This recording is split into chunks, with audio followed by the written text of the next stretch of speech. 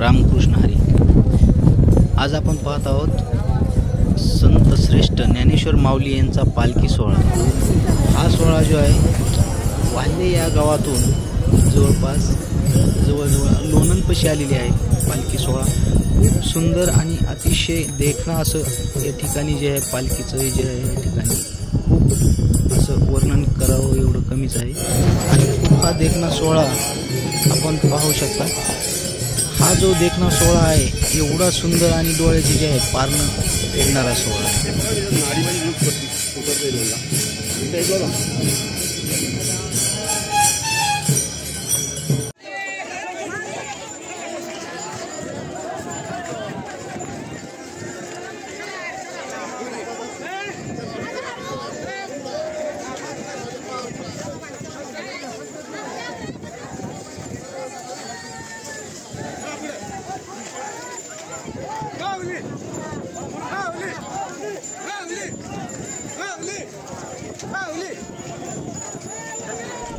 आपण बघू शकता पाठीमागे देखील जे आहे का खूप मोठी रांग आहे आणि पुढे देखील जे आहे का कुठपर्यंत आपण जिथपर्यंत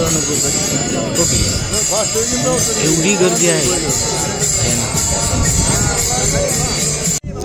या ठिकाणी। एवढं देखणीय दृश्य असं होतं आणि या ठिकाणी एवढे भक्तगण जमलेले होते आणि या ठिकाणी जो आहे पाहण्यासारखं खूपच असं आहे दृश्य आपण पाहू शकता। या ठिकाणी तेवढीच जे आहे भक्तांची गर्दी आहे आणि पाठीमागेही जे आहे तेवढीच गर्दी आहे। जवळपास जे आहे का पाठीमागे 5 ते 6 किलोमीटर आणि पुढे 5 ते 6 किलोमीटर जे आहे भक्तगणांची जे आहे या दिंडीमध्ये आपण गर्दी पाहू शकतो।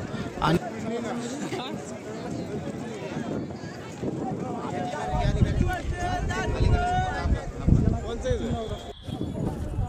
संत श्रेष्ठ ज्ञानेश्वर माऊली यांचा जो हा पालखी सोहळा आहे आज रोजी लोणंद या ठिकाणी मुक्कामी आहे आणि उद्या देखील लोणंद या ठिकाणी मुक्कामी आहे। म्हणजे 2 दिवस लोणंद या ठिकाणी मुक्कामी सोहळा आहे।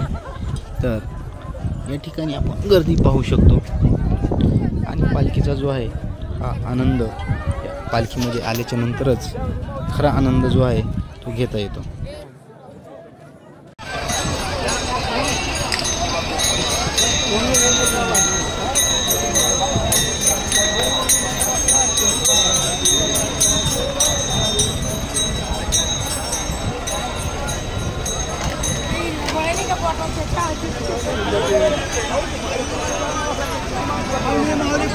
माऊली